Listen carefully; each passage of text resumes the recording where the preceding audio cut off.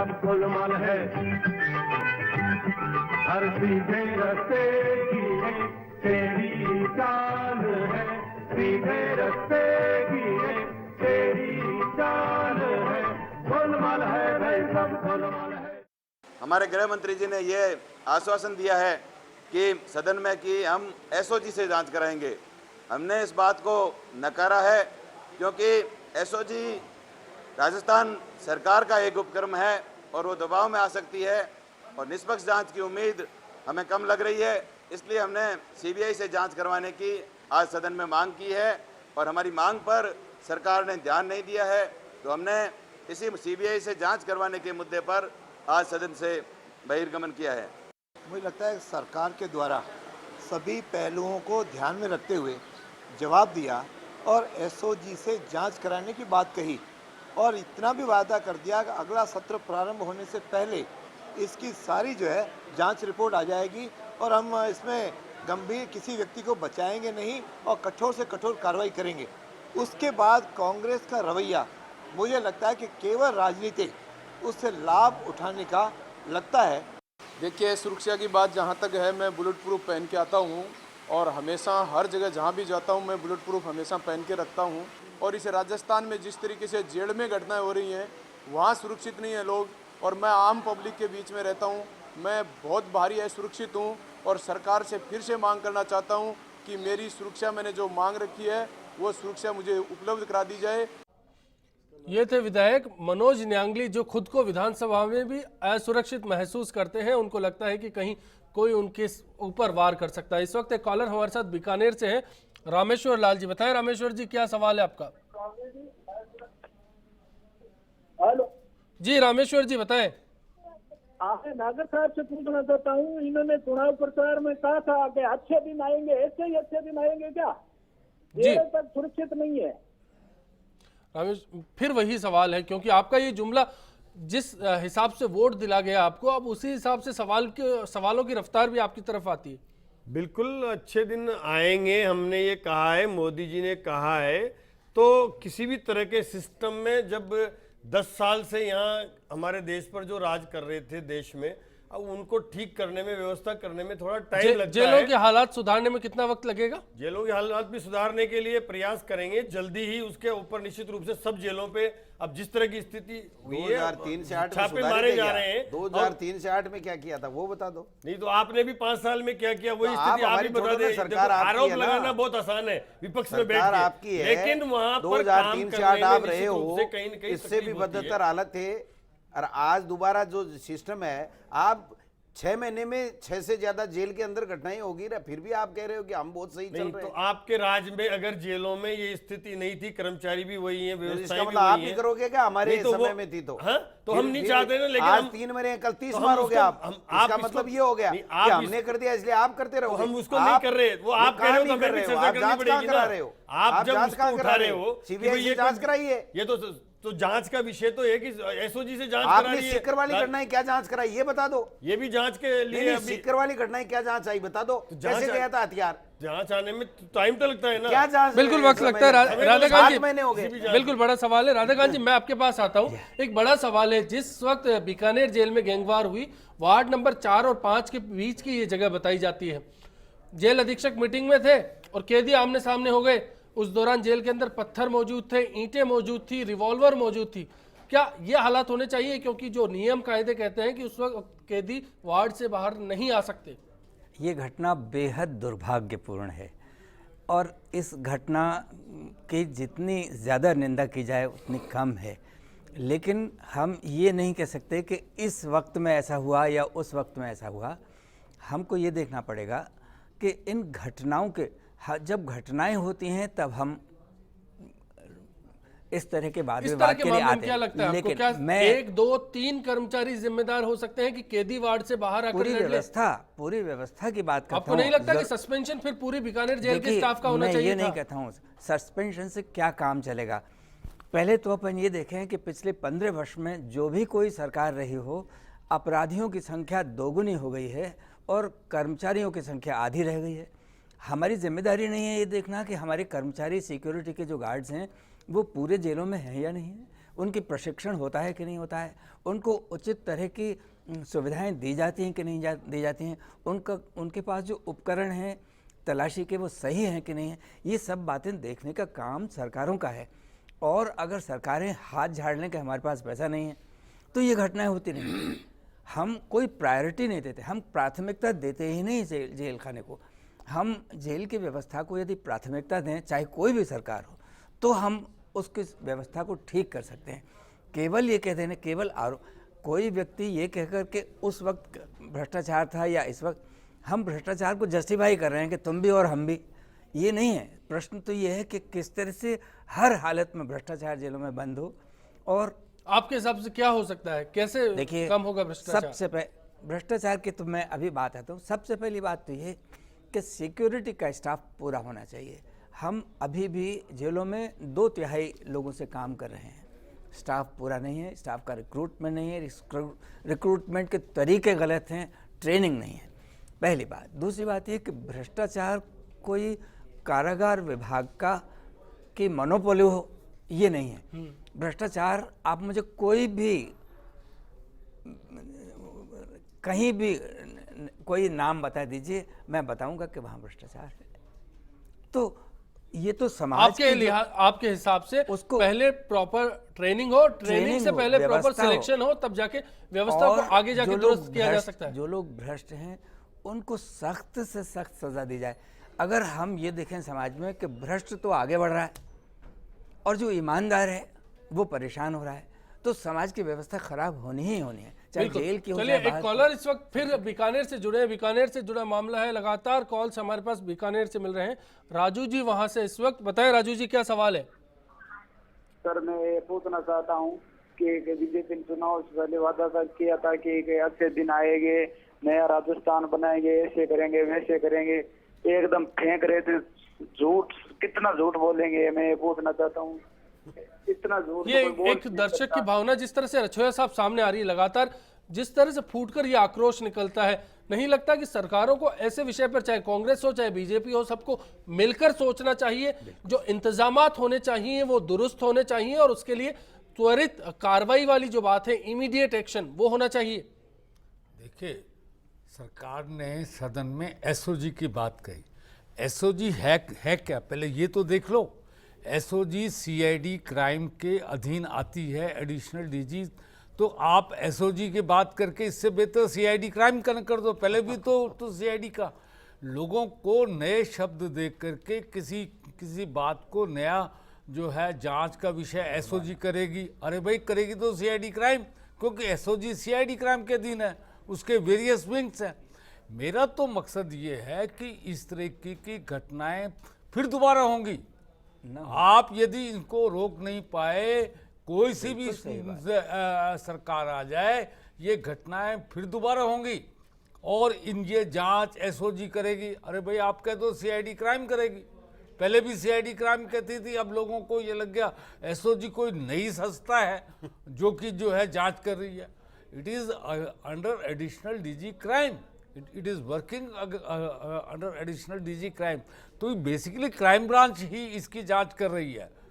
अब सवाल उठता है, इस घटना को रोके कैसे? इन घटनाओं को जब ही रोका जा सकता है जबकि राजनीतिक इच्छा शक्ति पूर्ण रूप से हो। चलिए, इस मामले में जांच की बात आती है, जांच से क्या निकलेगा? दरअसल सीसीटीवी फुटेज बता चुकी है कि हवलदार था, वो जिम्मेदार था, उसने जेल में पिस्टल पहुंचाई। दूसरी बड़ी बात, इस बात में पूरा मायने में सामने आ चुका है, जेल अधीक्षक अगर लापरवाह थे, उन्होंने सिस्टम को काबू में नहीं रखा, उनको भी सस्पेंड कर दिया गया है। 4 कर्मचारियों को दोषी मान लिया गया है। तो अब जांच में क्या ऐसा खंगाला जाएगा? जांच रिपोर्ट में वही किसी पिटी रिकमेंडेशंस आएंगी जो पहले भी आ चुकी हैं। कई जांचें बन चुकी हैं, हाई कोर्ट से भी जांच हो चुकी है और किसी जांच रिपोर्ट पे कोई कार्रवाई अभी तक नहीं हुई। केवल मात्र खाना पूर्ति होती है, सदन में पेश हो जाते हैं, 10 दिन बाद में लोग भूल जाएंगे। जिनके आदमी मर गए हैं वो रोते रहेंगे और फिर कोई मर जाएगा, फिर कोई जो है जांच बैठ जाएगी। ये सिस्टम ही खराब हो चुका है। सवाल सही मायने में क्रिमिनल जस्टिस सिस्टम ही इतना बिगड़ चुका है। इस पर सरकार की मंशा को मजबूत बनाना होगा आपके हिसाब से। चलिए, एक कॉलर फिर हमारे साथ जुड़े हैं, जितेंद्र सिंह जी। बताएं जितेंद्र जी, क्या सवाल है? जितेंद्र जी, आप तक मेरी आवाज पहुंच रही है? नहीं सर। कॉलर तक हमारी आवाज ठीक से नहीं पहुंच पा रही, फिर से संपर्क की बात करेंगे। लेकिन नागर साहब, 163 विधायकों की लंबी फौज है बीकानेर में, आपको नहीं लगता कि खुद पार्टी के विधायकों को इस बारे में सरकार पर दबाव बनाना चाहिए कि व्यवस्था को सुधारिए? आपने कहा सियासत नहीं होनी चाहिए इस मसले पर, चाहे कांग्रेस हो चाहे बीजेपी, सबको मिलकर समाधान निकालना चाहिए। क्या मैं ये उम्मीद करूं कि कल जब नागर साहब विधानसभा में मौजूद होंगे तो सरकार से ये सवाल करेंगे, क्यों कानून व्यवस्था को ढीला छोड़ा गया? आज तो नहीं किया इन्होंने। देखिए, आज केवल इस एक घटनाक्रम को हम बीजेपी के इस एक ही घटनाक्रम को लेकर हम करें तो ये बात कोई बेईमानी होगी। पूरे सिस्टम में कमी है, इसमें हम मानते हैं, और इस सिस्टम को दुरुस्त करने के लिए निश्चित रूप से उन्हें जिस तरह की आवश्यकता है संसाधन की, जिस तरह से हमारे जेलों में जो भी प्रहरी रहते हैं उन्हें भी ठीक करने की जरूरत है। तो इस सिस्टम को पूरा जेल में, ये किसी से छुपा हुआ नहीं है, हम नहीं मानते कि जेलों में भ्रष्टाचार है। आए दिन हार्डकोर जो जेलर वो अपराधी जाते वहां पर चोट वसूली करते हैं, इसमें निश्चित रूप से ये सबकी जानकारी में होते हुए इस अपराध को, ये बात तो कटारिया जी भी बोल चुके हैं। मैं तो अब ये जानना चाहता हूं इससे आगे क्या? इससे आगे हमें बढ़ना पड़ेगा। वहां पर रोक लगाने के लिए हमें बिल्कुल विल पावर की आवश्यकता है, और तत्परता से कार्रवाई करने के लिए जेल प्रशासन को जो भी हम वहां लगा रहे हैं उनको सुदृढ़ करना पड़ेगा। वहां की जो चेकिंग है, व्यवस्थाएं हैं, वहां की जो वीडियोग्राफी है, और भी उनको इस तरह से सक्षम बनाना पड़ेगा कि वहां बढ़ाएं। और इस तरह से ये तभी होगा, ये तभी होगा जब हमारे संसाधन बढ़ाएं। हर नेता करता है। मैं तो इस लिहाज से समझना चाहता हूं कि मैं आपका वोटर हूं, मैंने आपको वोट दिया, मैं अपने आप को कैसे महसूस करूं? देखो, सिस्टम क्या हो गया आजकल राजनीति में, केवल वोट प्राप्त करने के लिए अनाप शनाप वोट के टाइम जब नजदीक आवे घोषणा कर दें, हम ये देंगे, कंबल देंगे, साड़ी देंगे, साइकिल देंगे, और ये चीजें बांट दें, और इस प्रशासन के लिए इस तरह से इसको मतलब गिरा दें कि संसाधनों के लिए हमारे पास पैसा नहीं रहे।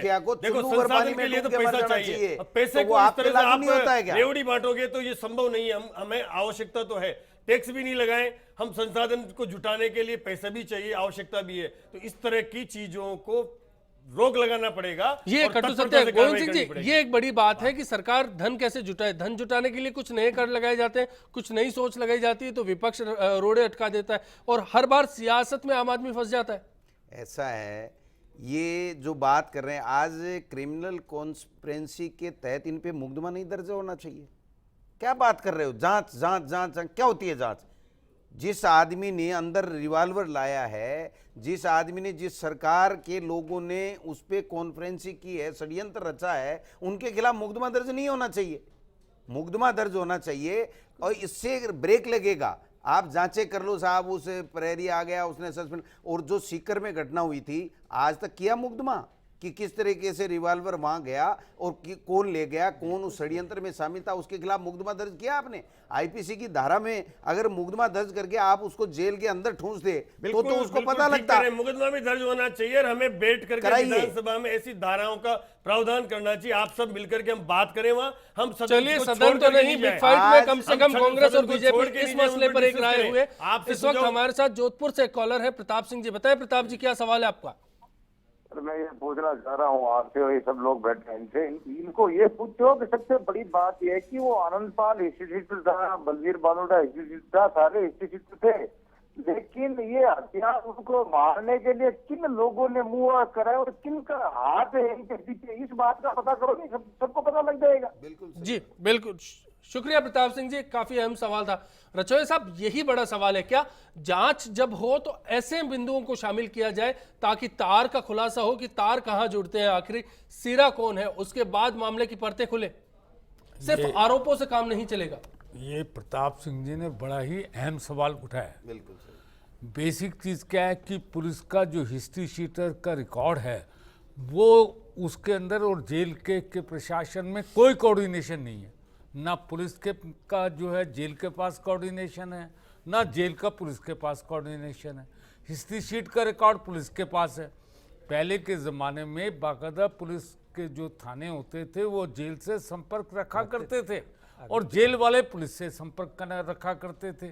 तो कैदियों का जो है, जो क्योंकि ये नहीं कि जेल के अंदर केवल हार्ड एंड क्रिमिनल ही बंद होते हैं, छोटी मोटी वारदात हो गई, मारपीट हो गई उसके अंदर भी पुलिस वाले बंद होते करते हैं उनको, किसी को पैसा नहीं दिया पुलिस वाले को वो भी बंद होते हैं।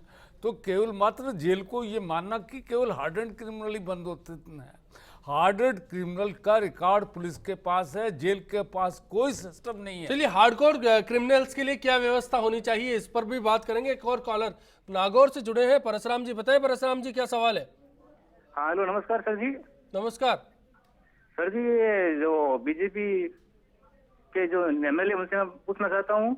जी जी सर, ये चुनाव से पहले कितने बड़े बड़े वादे कर रहे थे जी, जनता को बता रहे थे कि हम सुशासन लाएंगे, वैसा करेंगे वैसा करेंगे, लेकिन ऐसा कुछ नहीं हो रहा है। बिल्कुल, लगातार ये सवाल बिग फाइट में उठा हुआ है। परशुराम जी, शुक्रिया बिग फाइट के साथ जुड़ने के लिए आपका। यही बड़ा मुद्दा है कि स्वराज और सुशासन कैसे आएगा, कैसे कायम होगा राजस्थान में स्वराज, किस तरह से सरकार करेगी काम। विधायक हमारे साथ हीरालाल नागर बने हुए हैं बिग फाइट में, लगातार इस बात पर बातचीत करते रहेंगे। फिलहाल वक्त एक और ब्रेक का, कुछ ही पलों में लौटेंगे। आखिरी दौर में बात करेंगे कैसे सुधारा जा सकता है जेल प्रशासन को। कल ये दुर्घटना बहुत बड़े स्तर पे हुई और ये सोचने वाली बात है कि जेल में हथियार पहुंचे कैसे। निश्चित रूप से इसमें प्रशासन मिला हुआ है, पुलिस विभाग के कर्मचारी इसमें मिले हुए हैं, तभी उस वहाँ पे हथियार गए। जेल के प्रहरी से लेके जेल अधीक्षक तक कोई न कोई कारण से कैदियों से मिले हुए हैं और कैदियों की जो वर्ग बने हुए हैं, 2 वर्ग गुटों में बंटकर जो उन्होंने फायरिंग की, तो कहाँ से हथियार आए, किस तरह से उन्होंने आपस में ईंट कहाँ से आई और खुलेआम कैदियों को प्रहरियों ने रोका क्यों नहीं, इस संबंध में सरकार जांच बिठाए। ये शर्मनाक स्थिति जो बनी है उसमें तंत्र पूर्ण रूप से विफल हो गया है। जहां पुलिस से अपेक्षा की जाती है कि वो लॉ एंड ऑर्डर को दुरुस्त रखे, मजबूत रखे, उसकी इतनी हालत पतली हो चुकी है। शहर में देख लिया आप लोगों ने, तो कहीं न कहीं तंत्र बहुत ज्यादा कमजोर हो गया है, मिली भगत बहुत जबरदस्त है और साठ गांठ है लोगों की इसमें। गोलमाल है भाई, सब गोलमाल है, हर सीधे रस्ते की है तेरी चाल है, सीधे रस्ते की है तेरी चाल है। गोलमाल है भाई, सब गोलमाल है, गोलमाल है भाई, सब गोलमाल है, हर सीधे रस्ते की है तेरी चाल है, सीधे रस्ते की है तेरी चाल है। गोलमाल है भाई, सब गोलमाल है। जेल में खूनी खेल, जेलों में बढ़ते अपराधों के पीछे क्या सिस्टम की ढिलाई जिम्मेदार है? ये बड़ा सवाल था। आज बिग फाइट में हमने इस पर आपसे राय जानना चाहा। 88% दर्शक मानते हैं कि हाँ सिस्टम कमजोर है, जबकि 12% लोग इस सवाल से इत्तेफाक नहीं रखते। अब मैं आपके पास आना चाहूँगा सक्सेना साहब। सबसे बड़ा सवाल है कि आगे क्या हो कि इस तरह के जो वारदातें हैं वो जेलों में ना दोहराई जाए। मैं चाहता हूँ कि घटनाएं जब हों, 2 घटनाओं के बीच में शांतिपूर्वक सरकार का गृह विभाग, सरकार का लॉ डिपार्टमेंट, सरकार का फाइनेंस डिपार्टमेंट, सब लोग मिलकर ये सोचें कि जेलों में अब क्या किया जाना चाहिए। हम घटना जब होती है तब बहुत हो हल्ला करते हैं, लेकिन जब शांतिपूर्वक बैठकर विचार कर सकते हैं कि क्या व्यवस्था हो, किस तरह से सुधरे, उस वक्त कुछ किया नहीं जाता है। हमको चाहिए कि कुछ चीज़ें बहुत ज़रूरी हैं जो तत्काल करने की हैं और कुछ चीज़ें ऐसी हैं जो लॉन्ग टर्म की है। हम सभी जानते हैं कि हमारी जेलों का जो अधिनियम है वो 125 साल पुराना है। हम सभी जानते हैं कि जेलों के जो नियम हैं वो लगभग 70 साल पुराने हैं। हाँ, इनको बदलने की ज़रूरत है, लेकिन ये बहुत लंबा प्रोसेस है। तत्काल ये है कि जेलों की सुरक्षा व्यवस्था के लिए जो नफरी, जो लोग कर्मचारी लगने चाहिए, उनकी संख्या पूरी होनी चाहिए। और इसके लिए बिल्कुल ये ध्यान नहीं दिया जाना चाहिए कि इसमें कितना, हम जो पैसा बंदियों 18,000 बंदियों की रोटी खाने में, सुबह शाम कपड़े पहनाने में, इसमें खर्च कर रहे हैं, उससे ज़्यादा ज़रूरी है कि सुरक्षा व्यवस्था के लिए आदमियों की नफरी पूरी हो, पहली बात। दूसरी बात ये कि कल रात से सारे जेलों में सर्च ऑपरेशन चला जाएगा। सर्च ऑपरेशन चल रहे हैं। ये एक परमानेंट फीचर होना चाहिए जेल का। किसी वारदात के बाद ऐसा नहीं होना चाहिए। गोविंद सिंह जी, आप क्या तस्वीर मानते हैं, कैसे सरकार को अब काम करना चाहिए ताकि ये व्यवस्था दुरुस्त हो? ऐसा है, इतना हार्ड सिस्टम इनको बैठाना चाहिए कि अगर कोई दोषी पाया गया तो उसके ऊपर 302 का मुकदमा चले, चाहे 120 बी के आधार पे चले कि वो उस कॉन्स्पिरेंसी में शामिल था, और उसको अगर उम्र कैद की सज़ा होगी एक व्यक्ति को तो अपने आप थोड़ा सिस्टम लगेगा। सबको पता है कि मेरी जांच होगी, मैं सस्पेंड होऊंगा, आधी तनख्वाह मिलेगी, 6 महीने बाद में मेरे को 75% पैसा मिल जाएगा और 6-8 महीने में मैं वापस बहाल हो जाऊंगा और उसके बाद में मैं दोबारा नौकरी करके रिटायर होकर के आ जाऊंगा। तो जब कुछ भी नहीं है, कोई पनिशमेंट नहीं है, उसको बाकी का पैसा जो है वो जिस दिन बहाल हो गया उस दिन वापस मिल जाएगा, तो उसको एक पैसे का नुकसान नहीं, एक बात का नुकसान नहीं। ये जब तक आप इसमें नियमों में बदलाव करके और इस तरह की घटनाओं में जब जो लोग संलिप्त पाए जाते हैं उनके खिलाफ मुकदमा दर्ज होना चाहिए। अगर मरा है तो 302 का होना चाहिए, अगर घायल हुआ है तो 307 का होना चाहिए और उनको अंदर करना चाहिए। पैसा इसके लिए सख्त रुख आपके हिसाब से सरकार का, कानून का, प्रशासन का होना चाहिए। जो अभी रचोया साहब ने, सक्सेना साहब ने कहा कि आज 60, 59, 58 साल के सिपाही खड़े रहते हैं, वो बेचारे बीड़ी पीते रहते हैं, सोते रहते हैं, ऊँगते रहते हैं, उनमें ऊर्जा है नहीं, नए लोगों की कोई सरकार भर्ती करता नहीं है, न कोई नए बच्चों को वहाँ पर जवानों को नौकरी दी जाती है, न कोई ट्रेनिंग दी जाती है। तो ये सारा ये काम सरकारों का है, सत्ताधारी पार्टियों का है। बिल्कुल, चलिए नागर साहब, मेरा फिर वही सवाल, कल सदन में आपका क्या रुख रहेगा इस बहस के बाद? इस पर बहस आज ही हो चुकी है। प्रतिपक्ष ने बिल्कुल जितने इनके सदस्य थे पहले आप सबने बहस करी, अपने सुझाव दिए, उसके बाद पहले सरकार और विधानसभा के अध्यक्ष जी ये चाहते थे कि सोमवोटो सरकार ने निर्णय लिया कि हम एक बहुत बड़ी घटना है और इस घटना पर हम अपना बयान आना चाहिए सरकार को, लेकिन प्रतिपक्ष ने ये बयान नहीं देने दिया। सुधरेगा कैसे, हम उसकी बात कर रहे हैं, ये हो गया। सुधारने के लिए निश्चित रूप से आप भी टोडाला जी कह रहे हैं कि ऐसी घटनाओं में पार्टी के एक भी एमएलए ने सवाल नहीं किया मंत्री से कि हम इसके ऊपर कार्रवाई चाहते हैं, इस प्रकार से सिस्टम सुधरना चाहिए। मेरा सवाल यही है, आप बता रहे थे जब बोलते तो फिर आप कहते कि हमें बोलने का मौका नहीं देते आप सदन में, इसलिए आपको पूरा मौका दिया। एक ने भी हाथ खड़ा करके चलिए, आप दोनों से इस बात पे तो एक मत होने पर हम खुशी जाहिर करेंगे कि चलिए व्यवस्थाएं सुधरनी चाहिए। रचोया साहब, आखिर में आपसे, सख्त कार्रवाई होनी चाहिए ये सब मानते हैं, कहीं ढिलाई नहीं होनी चाहिए ये मानते हैं, इसमें कानून पुलिस का क्या रोल हो सकता है और कैसे बेहतर बनाया जा सकता है, उसको कैसे भ्रष्टाचार से रोका जा सकता है? एक सवाल पे जवाब दीजिए। देखिए, ये टेक्नोलॉजी का ज़माना है। आज से 100 साल पहले जो प्रिजन एक्ट बना था वो आउटडेट हो चुका है। इस टेक्नोलॉजी के ज़माने में नया एक्ट लाना पड़ेगा, नई जो है मानवीय आधार पर, क्योंकि कैदी का जेल में जाने का मकसद ये नहीं कि वो परमानेंटली जो है मानसिक रूप से समाज के लिए अव्यवस्थित जो है किसी काम का नहीं रहा। ये इसलिए नया एक्ट लाना पड़ेगा, नई टेक्नोलॉजी को अडॉप्ट करना पड़ेगा और नई टेक्नोलॉजी को अडॉप्ट करके इनके संसाधन गवर्नमेंट को बढ़ाने पड़ेंगे। एक तो ये काम, दूसरा जो उच्च अधिकारी सेक्रेटरीट में बैठे हुए हैं गृह विभाग के, वो वहाँ उन एसी कमरों से बाहर निकलें और जेलों के अंदर जाएं। जेलों के अंदर ना तो होम सेक्रेटरी जाता, ना डिप्टी सेक्रेटरी होम जाता, ना कोई मंत्री जाता, वो जो जेलर है वो जो कर दे फाइनल। तो हालात कैसे सुधरेंगे? बिल्कुल, हालात व्यवस्था सुधरनी चाहिए, से बाहर के हालात बेहतर होने चाहिए, जेलें सुरक्षित होनी चाहिए और आप हम सब सुरक्षित महसूस किए जाने चाहिए। यही बड़ी उम्मीद है और सरकार से हम यही उम्मीद करते हैं। इसी उम्मीद के साथ आपसे विदा लेते हैं कि आने वाला कल आप हम सब के लिए आज से बेहतर साबित हो। इस चर्चा में आज इतना ही। खास मेहमानों का हम यहाँ शुक्रिया अदा करेंगे। चलते चलते न्यू रिलीज आपके लिए। नमस्कार।